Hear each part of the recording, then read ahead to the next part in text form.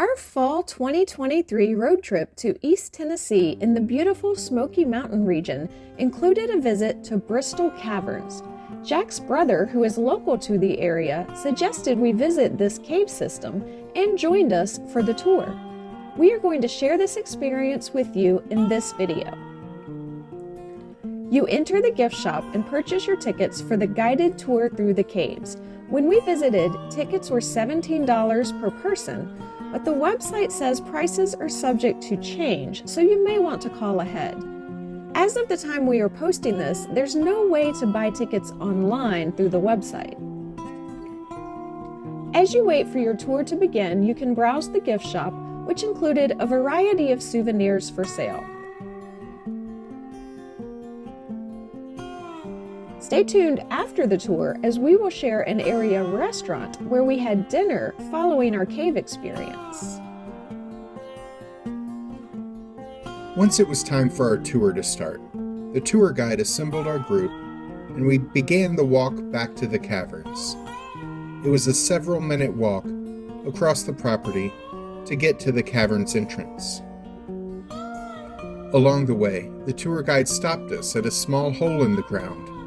It was one of several natural openings to the cave.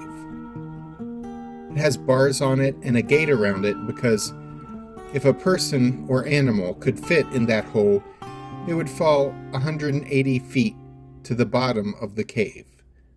We would see that opening again from 180 feet below later in the tour.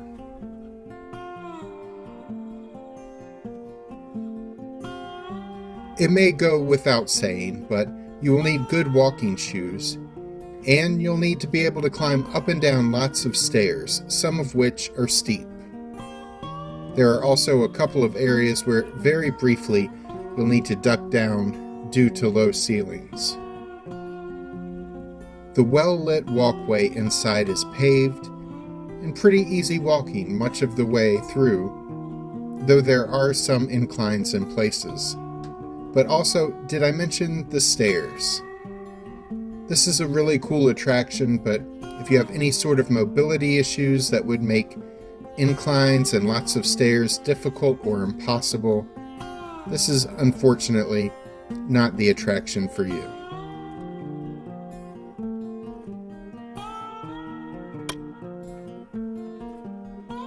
These caverns are believed to have been formed over 200 million years ago by an underground river.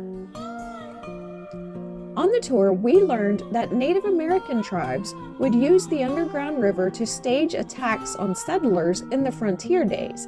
They would appear unexpected from out of the caves and then, after attacking, disappear just as quickly, using the caverns as an escape route. For a while, it was used as a hideaway for making moonshine. Later, area residents would use the caverns and its underground river as a water source and as a cellar for storing crops before the system of caves was turned into a tourist attraction in 1944. Our tour guide was knowledgeable and provided a lot of information about the history and formation of the caverns, and explained the various types of rock formations like stalactites, stalagmites, columns, and flowstone. He was very personable and allowed everyone an opportunity to ask questions in each new room of the cave as we entered.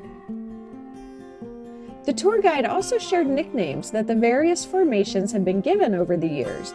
There was one named after Santa Claus because it vaguely looked like Santa, for example. Jack thought it was pretty silly, but he did turn to me once and whisper that this formation looks like Jabba the Hutt. Our tour guide was about 20 feet ahead of us and turned to the group about 10 seconds later and mentioned that this formation had been nicknamed Jabba the Hutt, so even Jack's imagination was looking for similarities.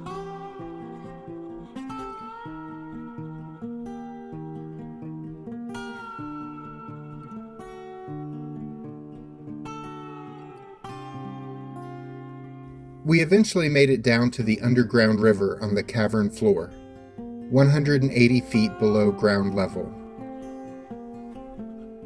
It looked like a small creek while we were there, but it can grow during times of heavy rainfall.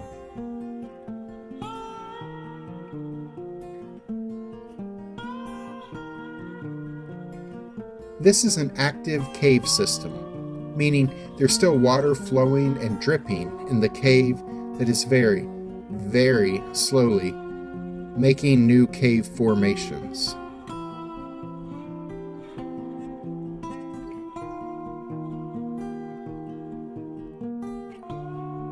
The cave is open year-round for guided tours and only closed on Easter, Thanksgiving, Christmas Eve, and Christmas Day.